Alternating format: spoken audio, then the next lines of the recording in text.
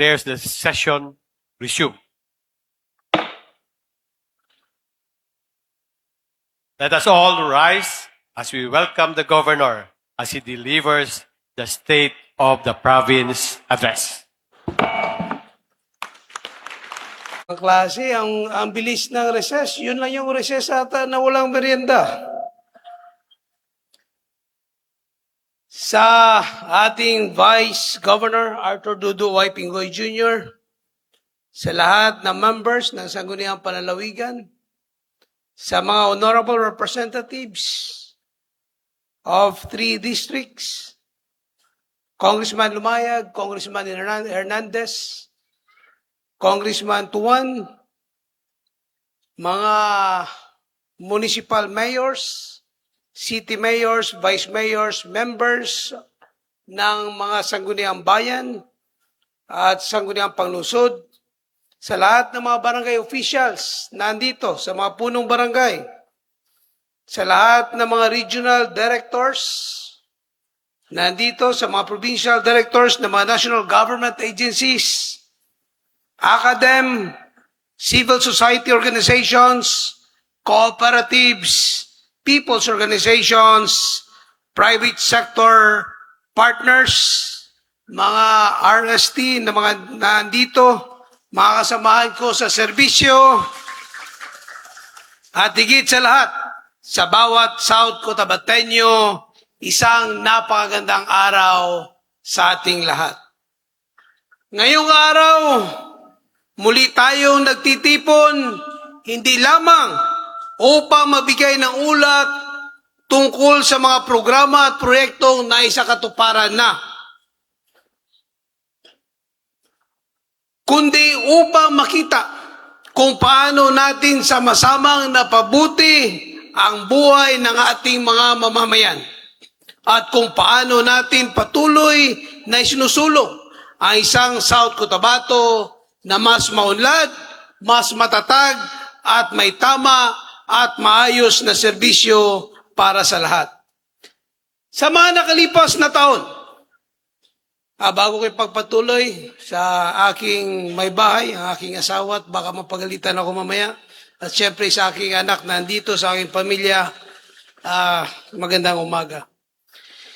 Sa mga nakalipas na taon, malinaw ang ating paniniwala. Ang pag-unlad ay dapat maramdaman ng bawat pamilya, bawat komunidad, at bawat sektor ng ating lipunan. Ang aking ulat ngayong taon ay nakasentro sa aking mga pangakong natupad na, patuloy na ginagawa, at mga pwede pa nating gawin sa natitirang 2 taon ng aking termino.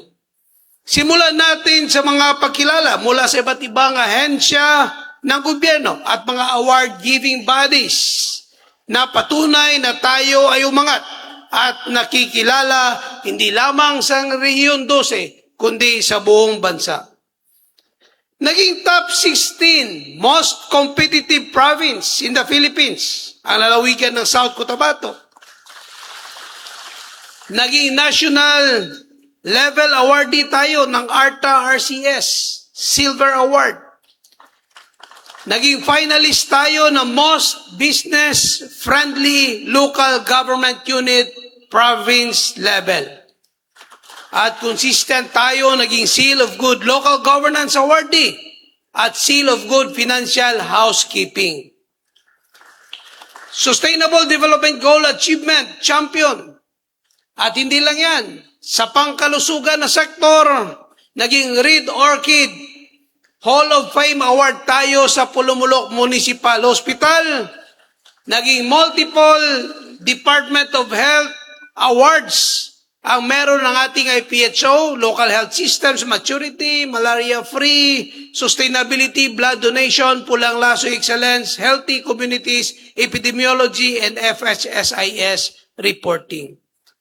At ang ating Provincial Assessor's Office, naging top performer and real property assessment. At dahil dyan, naging top performer rin in revenue collection, efficiency, and fiscal performance ang ating Provincial Treasurer's Office. Naging top 1 tayo Province and Region 12 para sa Fiscal Performance Awards. Naging gawad Ido Kampiyon for ECCD, naging Green Banner Seal, Race Award and Crown Special Citation sa Provincial Nutrition Council, naging Highly Functional LCAT VAUSI Implementation at Best ECLIP Implementer in the country. Naging best program partner rin ang DSW-12, ang Provincial Agriculturist Office, and Best Techno Gabay Program Implementer. Ang jail management natin at Rehabilitation Center, naging outstanding provincial jail at isa sa pinakamalinis na provincial jail sa bansa. Naging drug-free workplace rin na certified ang Provincial Human Resource Management Office. At syempre, naging Convergence Approach for Transformation and Change, outstanding RCSP LCAC performance. Padating naman sa PDRRMO, ang Office of the Provincial Disaster Risk Reduction and Management Office, naging Gawad Kalasag Seal of Excellence beyond compliance. Naging regional champion tayo sa Rafael M. Salas Kaunlarang Pantao Awards and second place sa national level sa Rafael M. Salas Kaunlarang Pantao Award.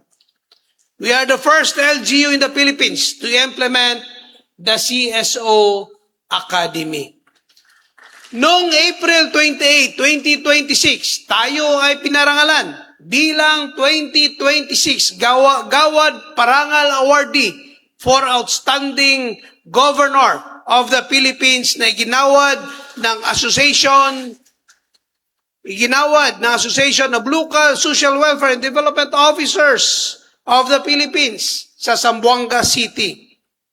Ang prestihiyusong pagkilalang ito ay sumasalamin sa ating natatanging pamumuno, taos-pusong dedikasyon sa paglilingkod at walang humpay na pagsusulong ng mga programang nakatuon sa kapakanan at kaunlaran ng ating mga mamamayan.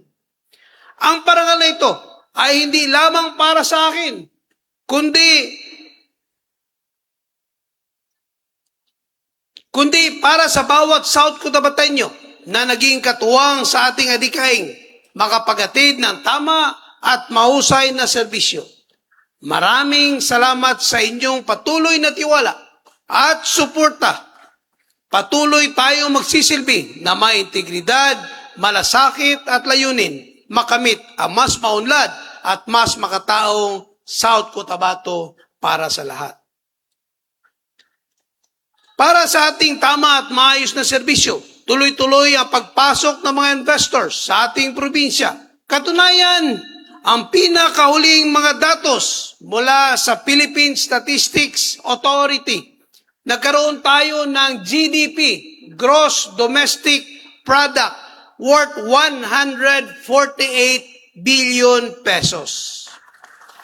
At dahil dyan, ang GDP growth rate natin ay umabot ng 6.9%, highest in the region, at mas mataas sa national GDP growth rate.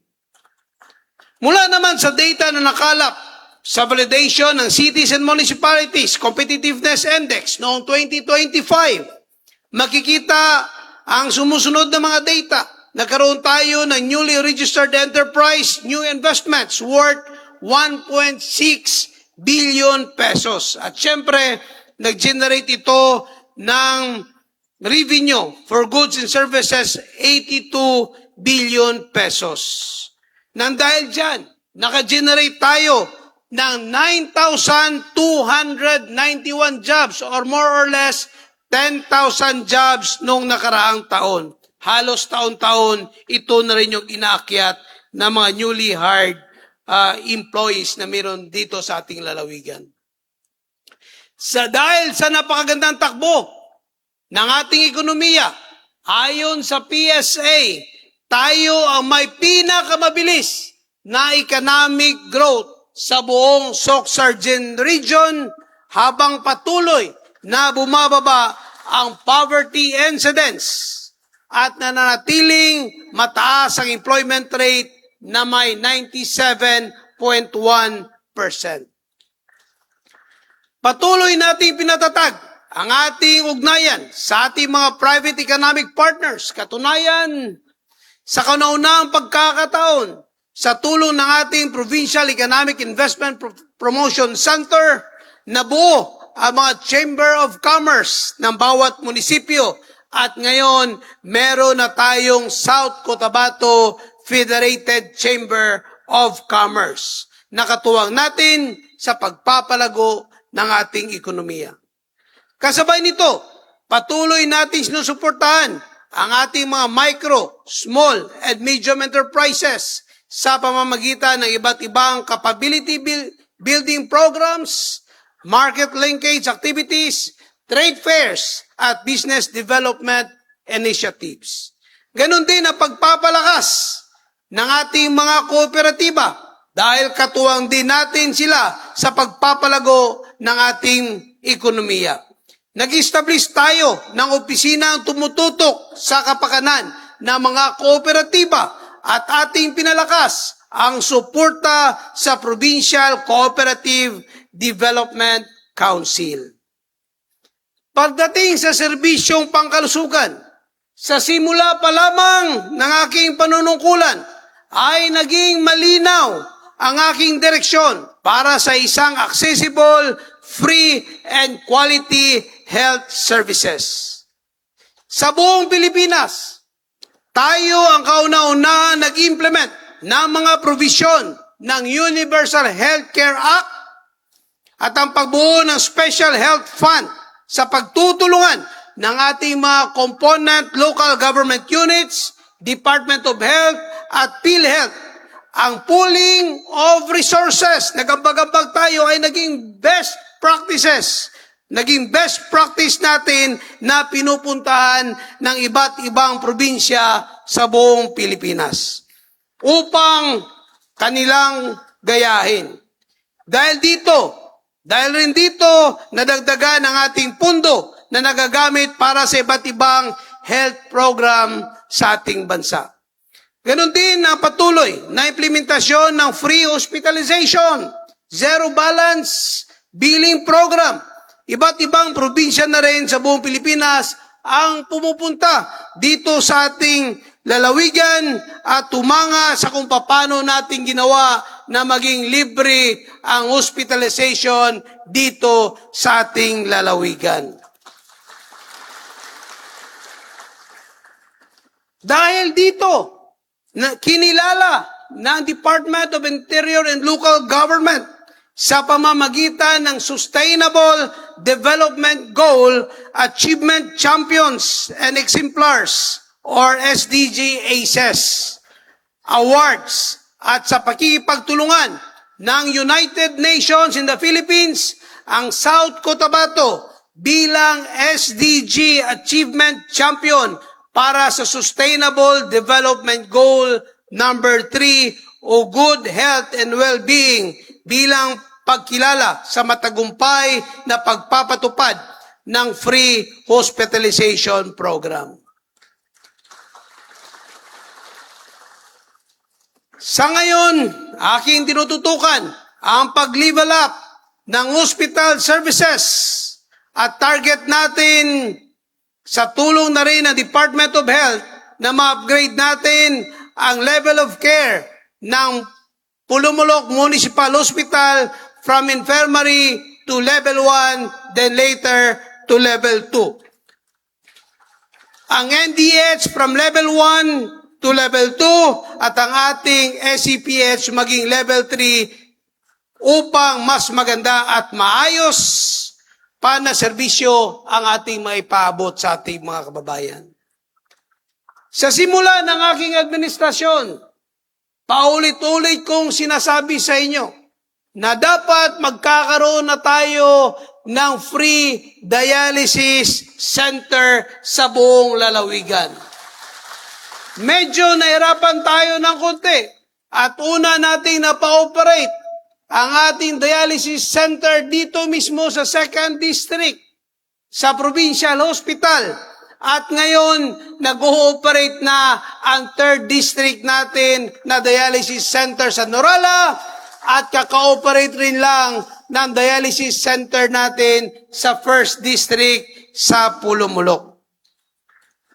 Sa ngayon, tuloy-tuloy ang pagpapaganda natin ng ating mga pasilidad.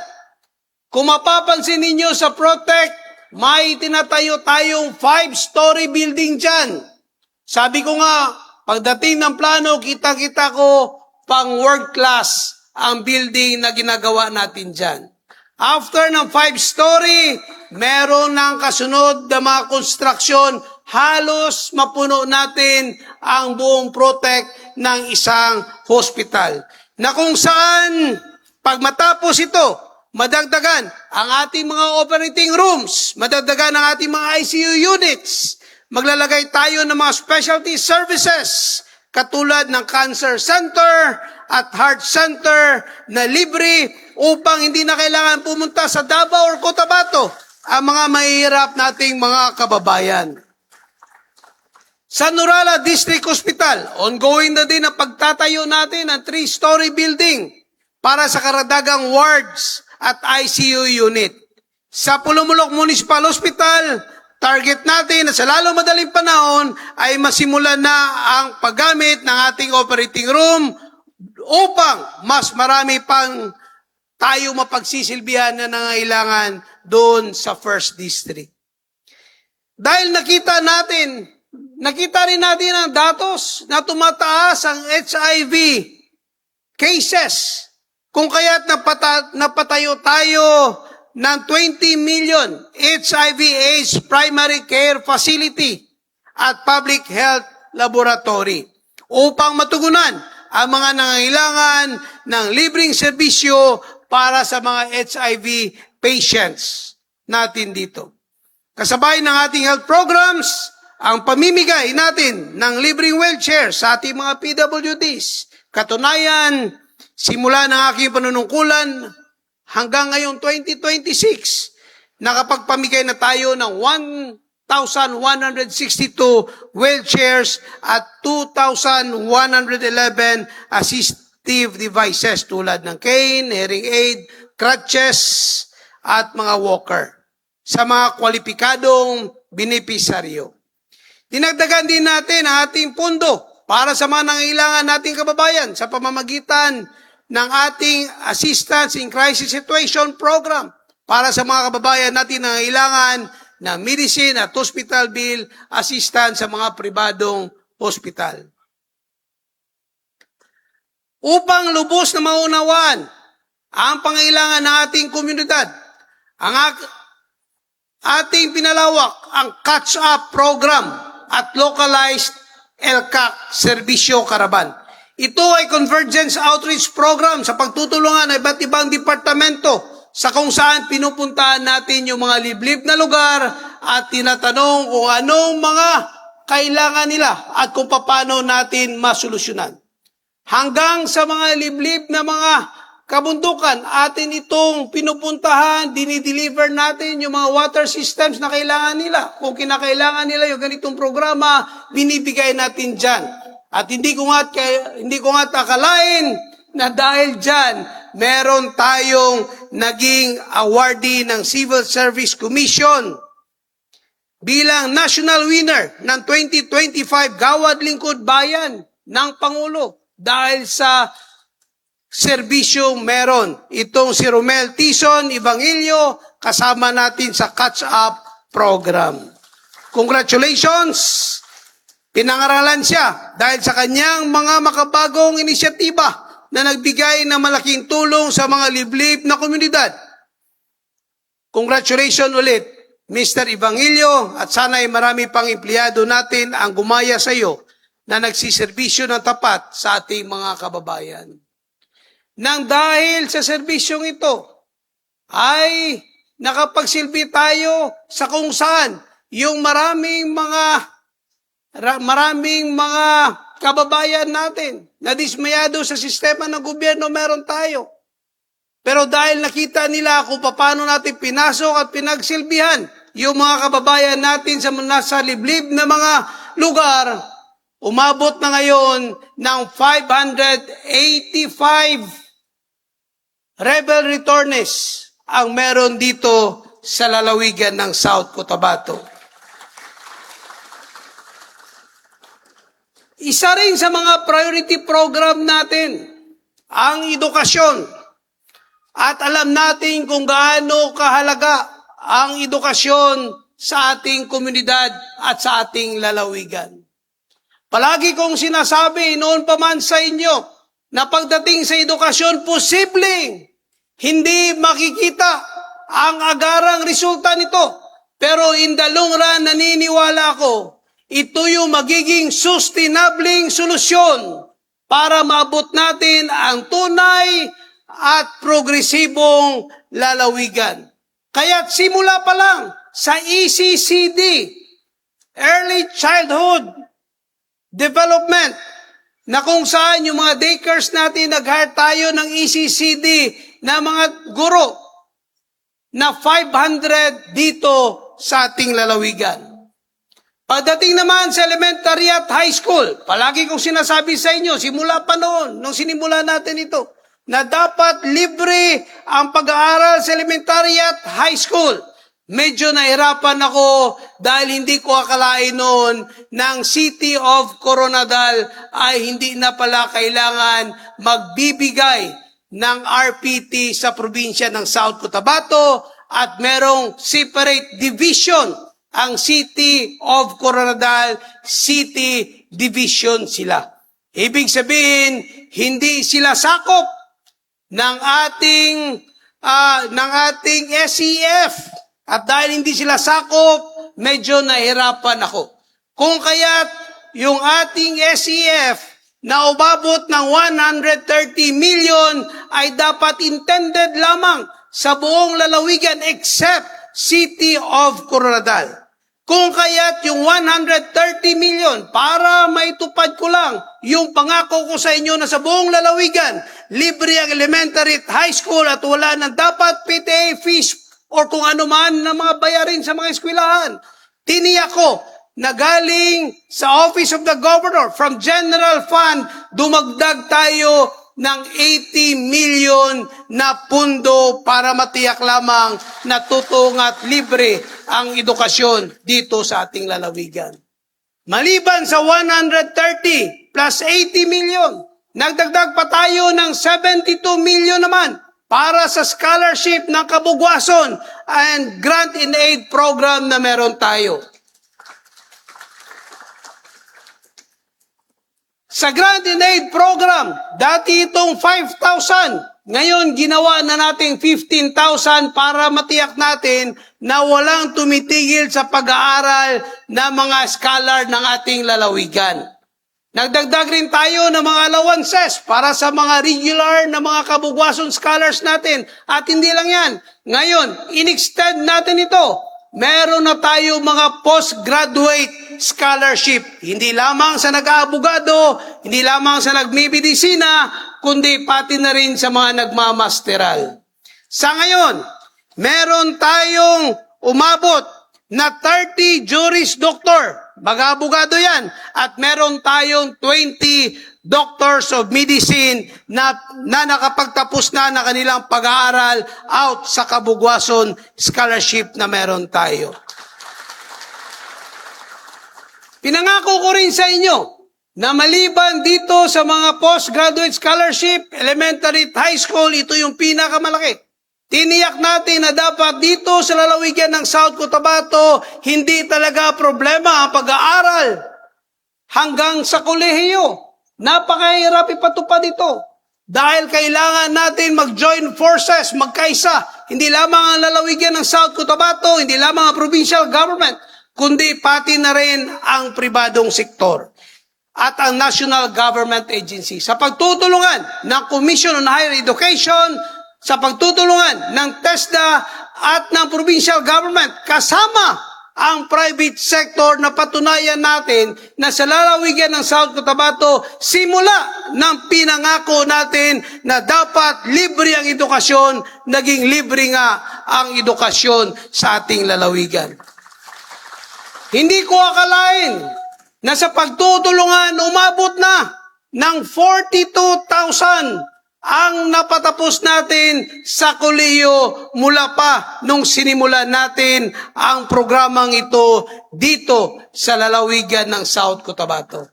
Siyempre, kasama na yung mga scholars natin na pinangako nung tayo ay mayor sa bayan ng Tupi.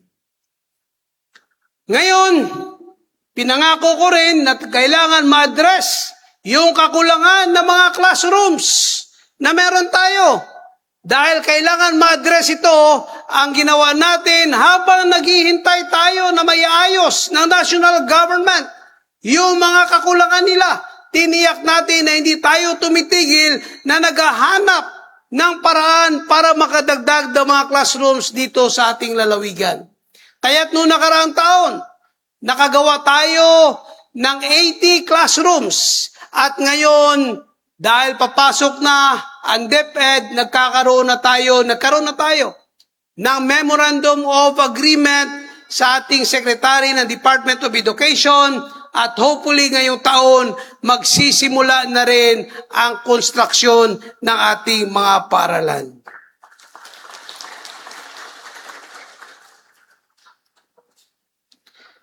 Dahil sa paniniwalang yan, dahil sa paniniwala na kailangan talaga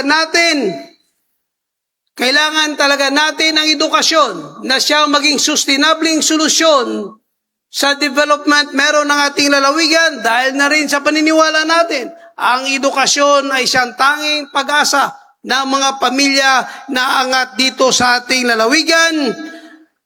Lumabas, batay sa pinakauling datos ng Philippine Statistics Authority, kabilang ang South Cotabato sa top 10 provinces sa buong bansa sa functional literacy at tayo ang may pinakamataas na basic literacy rate sa buong Region 12.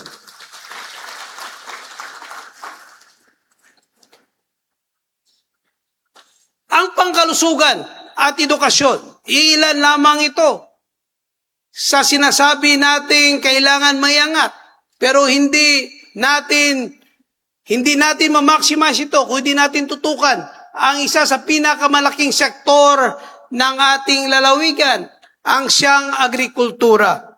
Kasabay ng ating pamumuhunan sa kalusugan at edukasyon, patuloy din nating pinalakas ang sektor ng agrikultura.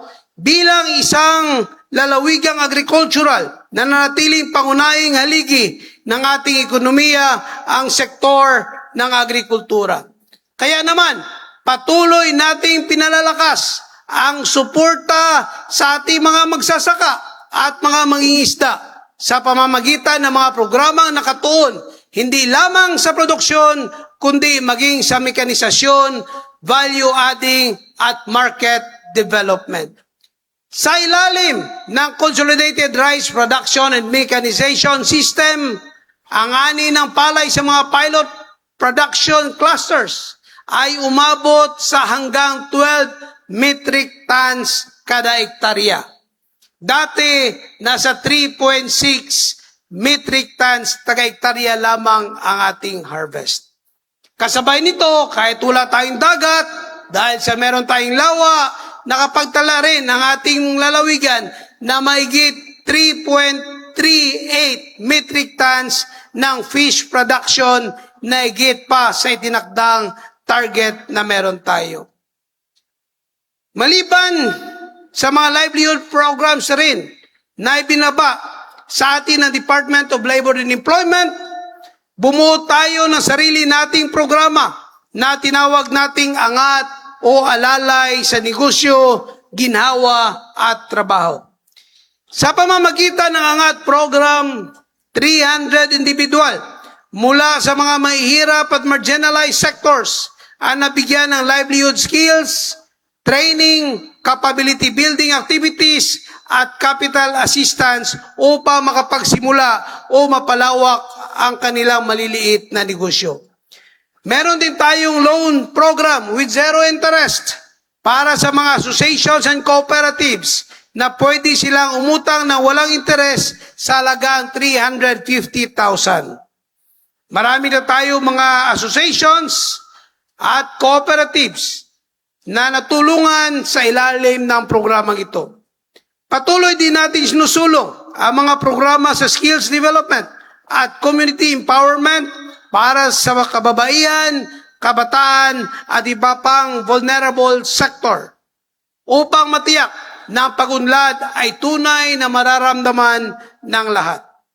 Sa larangan ng employment facilitation, 841 kabataang South Cotabateño ang nabigyan na pagkakataong magkaroon ng trabaho at karagdagang suporta sa kanilang pag-aaral sa pamamagitan ng Special Program for Employment of Students or SPES.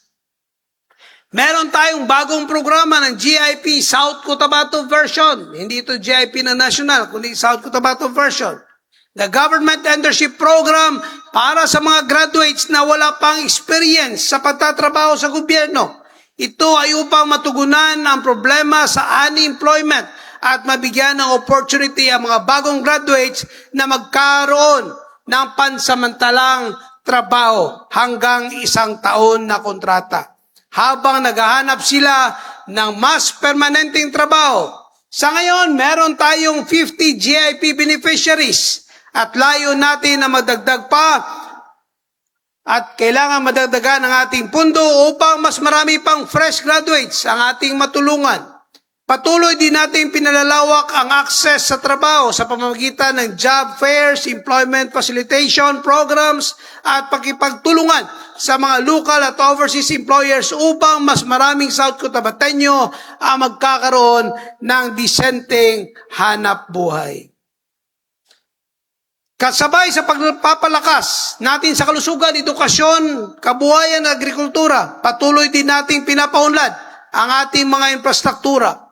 Noong 2025, nakapagpatupad ang ating pamalaang panlalawigan ng 103 infrastructure projects na nagkakalaga ng mahigit 864 million pesos. Kabilang dito ang mga kalsada, tulay, flood control projects, water systems, health facilities at iba pang infrastruktura ang kailangan ng ating mga komunidad. Patuloy din nating sinagawa ang mga road upgrading, road opening at bridge improvement projects sa iba't ibang bahagi ng lalawigan. Sa ngayon, sa kabuuang 694 kilometers na provincial roads, natapos na nating masimento ang 496 kilometers na provincial road or 71.49% ang ating naisimento. 197 kilometers na lang or 28.5% ang natitirang provincial road na hindi pa nasisemento. Aking pinapangako na bago matapos ang aking termino ay aking isusulong at i-priority na masemento ang lahat ng provincial road sa ating probinsya. Sa farm-to-market roads naman, patuloy ang ating matibay na partnership sa national government upang makakuha ng pundo mula sa local government support fund.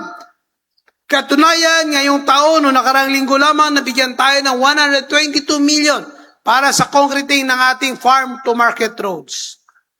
Nais ko ring pasalamatan ang ating mga congressman dahil sa mga development projects na kanilang ipinatutupad sa kanilang mga distrito, mga infrastructure projects na nakakatulong sa ating mga kababayan. Tunay na sa ating pagkakaisa, patuloy na gaganda at aangat ang infrastruktura dito sa ating lalawigan.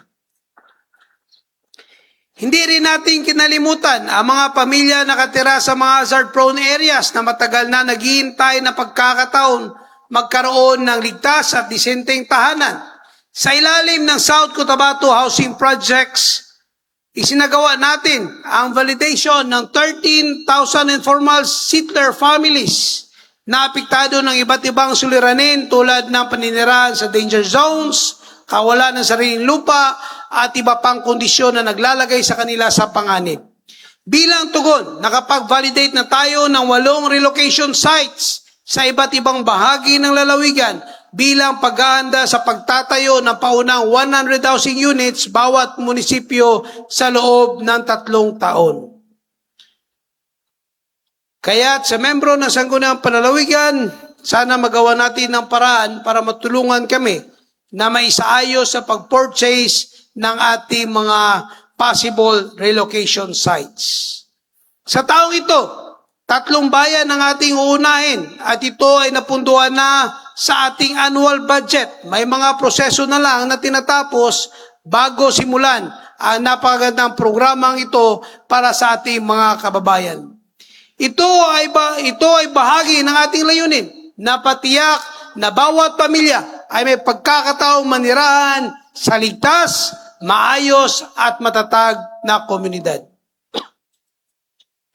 Habang patuloy nating pinaunlad ang ating kalusugan, edukasyon, kabuhayan at infrastruktura, mahalaga rin na mapangalagaan natin ang mga ito laban sa hamon ng kalikasan at epekto ng climate change. Kaya naman, patuloy nating pinalalakas ang ating mga programa para sa pangangalaga ng kalikasan, paghahanda sa sakuna at pagpapatatag ng ating mga komunidad. Sa South Cotabato, naniniwala tayo na ang pagunlad at pangangalaga sa kalikasan ay dapat magkasabay. Kaya naman patuloy nating sinusulong at iba't ibang programa para sa rehabilitation ng ating mga watershed, kagubatan at iba pang likas na yaman. Sa Lake Cebu at iba pang mahalagang anyong tubig sa lalawigan, nagsagawa tayo ng malawakang clean-up at rehabilitation activities na kung saan maigit 122,830 square meters ng water lilies at solid waste ang natanggal upang mapanatili ang kalinisan at kalusugan ng ating mga lawa. Kasabay nito, patuloy nating pinalalakas ang ating biodiversity conservation at reforestation efforts. Noong 2025, nakapag-reforest tayo ng 22 hectare sa Mount Matutum Protected Landscape Biodiversity Corridor. Gamit ang mahigit 19,000 indigenous tree seedlings. Bilang bahagi ng ating pangmatagalang layunin na maprotektahan ang ating mga watershed at likas na yaman. Patuloy din nating sinusulong ang tamang pamamahala ng basura at iba pang environmental protection measures upang matiyak na ang pagunlad ng lalawigan ay nananatiling responsable at sustainable. Noong 2025, nagsagawa ang ating pamahalaang panlalawigan ng 52 disaster preparedness and capacity building activities na umabot sa mahigit 16,000 kalahok mula sa iba't ibang sektor ng lipunan. Sa pamamagitan ng mga pagsasanay na ito, mas pinalakas natin ang kahandaan ng ating mga paaralan, barangay, mga voluntary responders at iba pang institusyon sa pagharap sa iba't ibang uri ng sakuna. Kasabay nito, patuloy nating ina-update at pinapalakas ang ating mga disaster preparedness plans upang matiyak na ang ating mga programa ay nakabatay sa aktwal na panganib at pangailangan ng ating komunidad.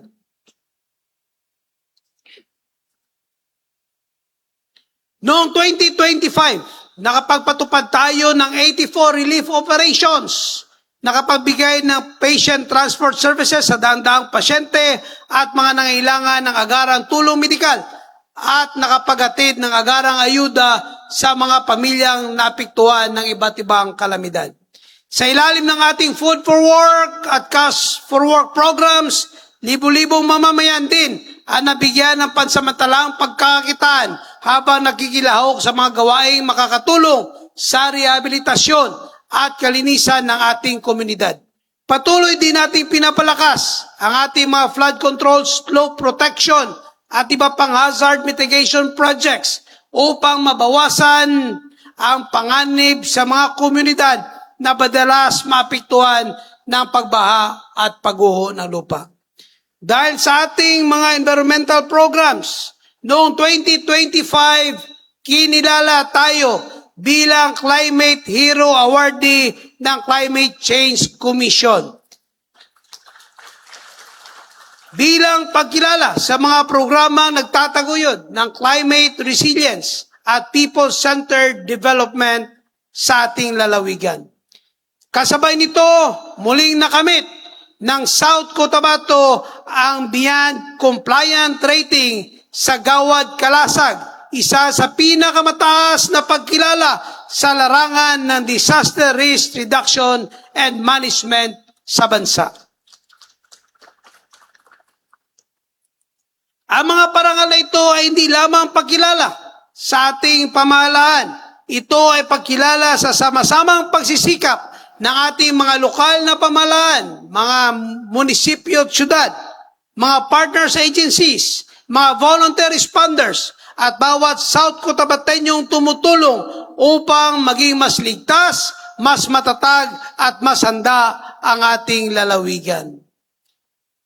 Dito sa South Cotabato, patuloy nating pinapalakas ang transparency, citizens' participation, at evidence-based governance upang matiyak na ang bawat programa at proyekto ating pinatutupad ay tunay na tumutugon sa pangailangan ng ating mga mamamayan. Isa sa mga patunay nito ay ang patuloy na pagkilala sa South Cotabato bilang isa sa mga nangungunang local government unit sa bansa sa larangan ng open government. Noong 2025, nabigyan tayo ng pagkakataong ibahagi sa international forum na dinaluhan ng mga leaders sa iba't ibang bansa ang ating mga best practices sa open governance nang katawanin natin ang South Cotabato sa Open Government Partnership Global Summit sa Spain.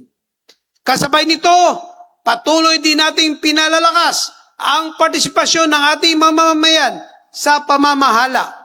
Sa ngayon, aktibo at regular ang mga meetings na ating South Cotabato People's Council sa pamamagitan ng ating fully functional CSO Desk Office na identify at natulungan natin ang mga civil society organizations na magpa-accredit sa sangguniang panlalawigan upang maging member ng ating local special bodies and various committees. Dahil dito, ang ating Provincial Development Council ay tunay na participatory at ang mga CSO members ay aktibong nakikilahok sa mga diskusyon at pagpaplano. Sa pamamagitan din ng ating pulong-pulong sa katauhan, Governor Meets the Press at iba pang information initiatives, patuloy nating inilalapit ang pamahalaan sa ating mga komunidad at binibigyan ng pagkakataon ang ating mga mamamayan na marinig at may parating ang kanilang mga saloobin at pangangailangan. Sa pinalakas na Provincial Development Council na kung saan 46% ng members ay CSO, mga sectoral committees, provincial people's councils, at iba pang participatory governance mechanism, mas napapalawak natin ang pagkikilahok ng iba't ibang sektor sa pagpaplano at paggawa ng mga halagang desisyon para sa lalawigan. Noong 2025, matagumpay nating naisagawa ang kauna-unahang Provincial People's Council General Assembly upang higit na mapalawak ang partisipasyon ng civil society organization sa paghubog ng mga programa at pulisiya ng lalawigan. Patuloy din natin sinusulong ang participatory monitoring upang matiyak na ang proyekto ng pamahalaan ay naipatutupad na maayos at naaayon sa layunin nito. Noong unang 5 buwan ng 2026, pinalakas natin ang operasyon ng Provincial Project Monitoring Committee sa pamamagitan ng pagdaragdag ng monitoring teams na nagresulta ng 100% pagtaas ng monitoring output. Dahil dito, mas marami nating proyekto ang nasubaybayan at mas napalakas ang transparency, accountability at tamang paggamit ng pundo sa bayan. Alam natin na hindi magiging epektibo ang anumang programa kung wala ang mga taong nagpapatupad nito. Kaya naman patuloy nating pinahalagahan at sinusuportahan at pinapalakas ang ating human resources. Mula sa 6 na casual employees noon, ngayon ay umabot na tayo ng 644 ang nabigyan natin ng pagkakataon na magkaroon ng mas maayos na employment status dito sa ating lalawigan. Ito ay bahagi ng ating paniniwala na ang empleyadong naglilingkod ng tapat ay nararapat ding mabigyan ng mas magandang benepisyo at seguridad sa trabaho. Ang pamalaang panlalawigan ng South Cotabato ay patuloy na napapakita ng kausayan sa larangan ng ease of doing business at quality management system.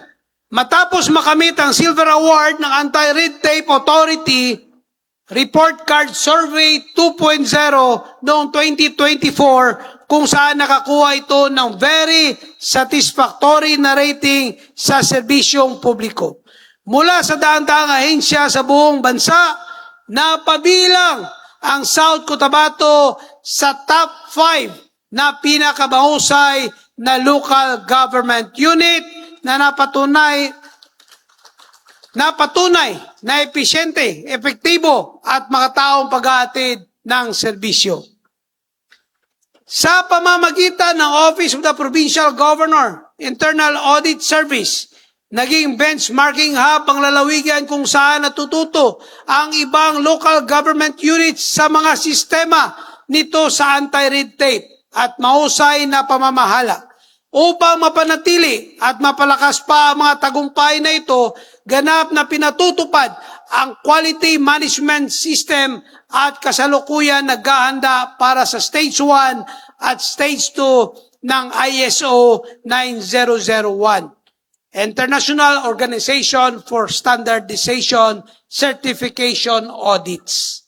Nasasaklaw sa 21 na pangunahing departamento ng pamalaang panlalawigan sa August at September. Ang mga akbang na ito ay nagpapakita ng patuloy na dedikasyon ng pamalaan sa good governance, kalidad na serbisyo at kasiyahan ng mamamayan. Alinsunod sa kanilang quality policy na nagsusulong ng tapat, epesyente at makabuluhang serbisyo publiko para sa lahat ng mamamayan ng South Cotabato. Digital governance. Isa sa mga innovations na ating ginawa ay ang pag-establish ng IT division na talagang gagawa ng mga IT systems upang mas maging maayos ang ating program and project implementation, upang mas mapabilis at mapahusay ang paghahatid ng serbisyong pangkalusugan. Ating inilunsad ang South Cotabato One Health Information System or SCOHIS na nagbibigay daan sa mas maayos na pamamahala ng health records at koordinasyon ng mga health facilities sa buong lalawigan. Pinalawak din natin ang paggamit ng Real Property Tax Administration and Collection System sa lahat ng mga bayan ng lalawigan upang higit pa mapahusay ang transparency, efficiency at collection management ng ating local revenues. Dahil dito, inaasahan ang mas maayos ng pagkolekta ng ating mga real property taxes at makakatulong sa pagbibigay na mas magandang serbisyo sa ating mamamayan. Ang lahat ng ating mga programa sa kalusugan, edukasyon, kabuhayan, infrastruktura at pangalaga sa kalikasan ay hindi magiging posible kung wala ang isang matatag, mahusay at makabagong institusyon ng pamahalaan. Kaya naman, patuloy nating pinalalakas ang ating mga sistema, pinaunlad ang ating mga kawani at ginagamit ang makabagong teknolohiya upang mas mapabilis, mas mapahusay at mas mapalapit ang serbisyo ng ating mga mamamayan. Sapagkat sa uli, ang pinakamalagang sukatan ng isang institusyon ay ang kakayahan nito maghatid ng tama at maayos na serbisyo sa tao. Mga kababayan,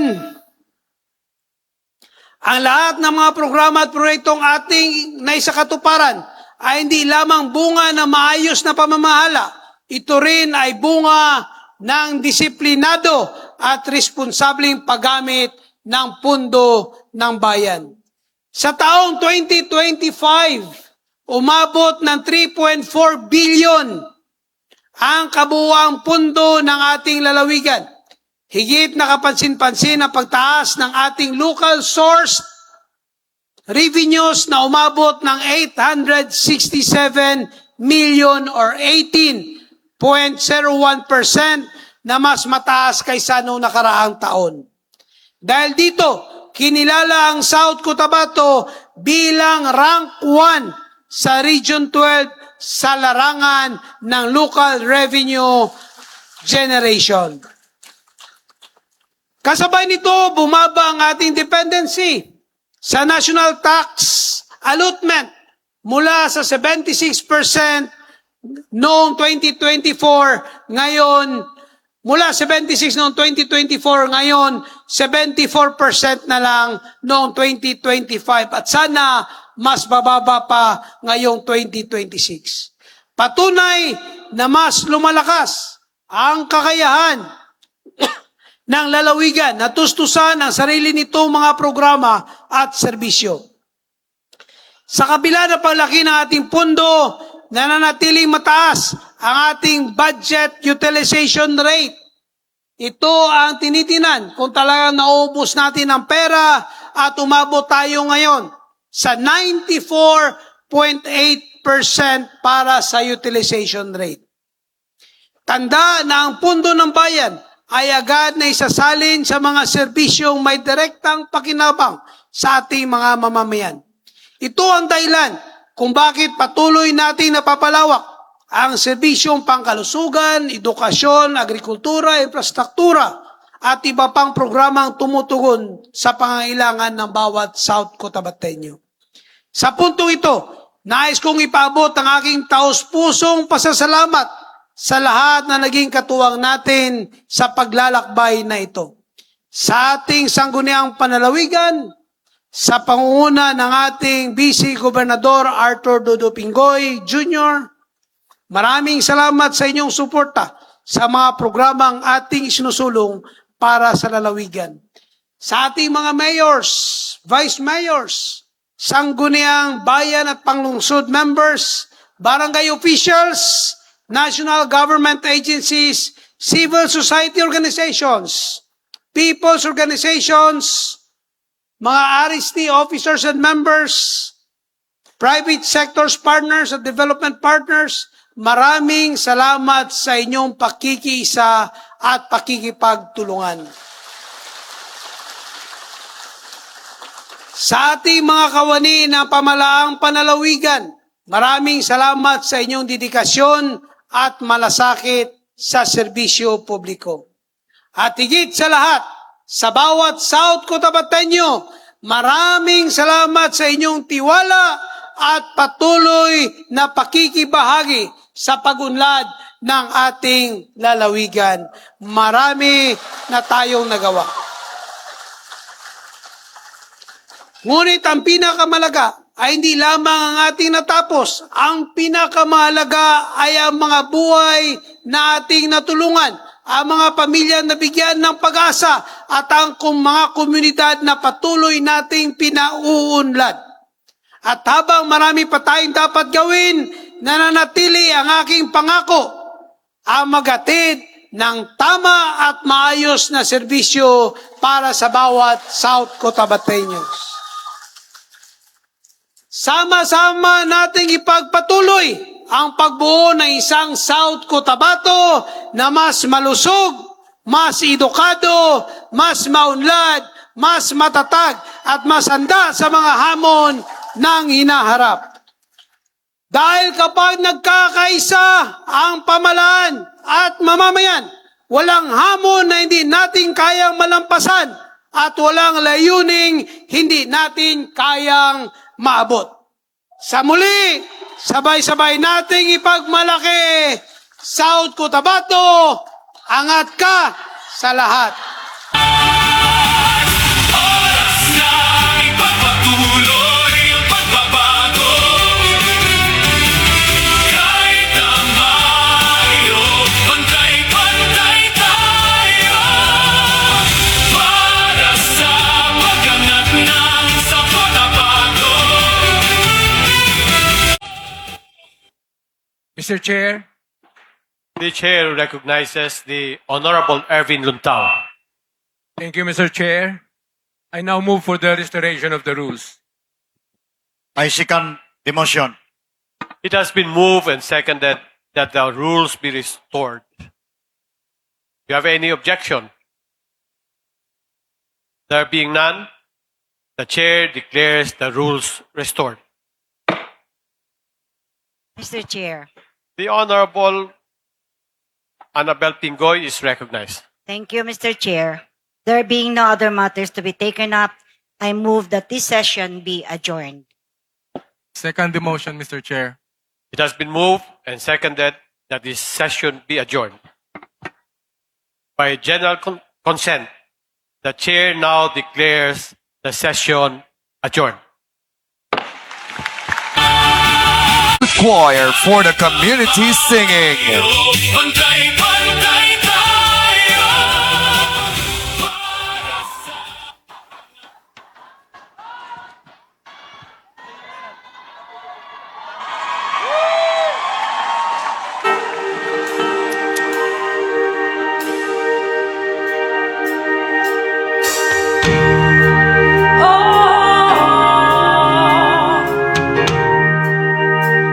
Liwanag sa dilim,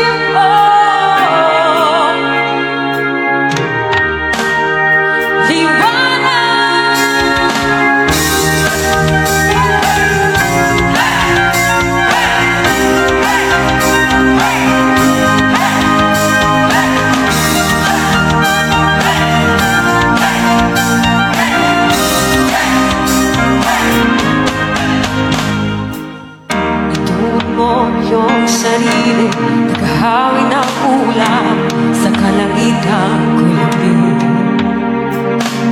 Kampanang yayanig sa bawat nilalang mag-isip upang kulang sa ikaw ang magsasabing, kaya ko to. Tulad ng isang tanaw sa gitna ng bagyo, isigaw mo sa hangin, tumindig at magsilbing liwanag, liwanag sa dilim. Harapin mo, awitin ang bagong awitin. Ikaw ang liwanag sa dilim.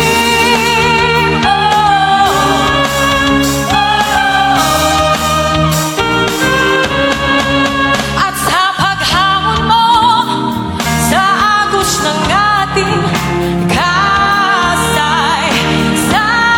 kasaysayan, uukin ng bagong daan.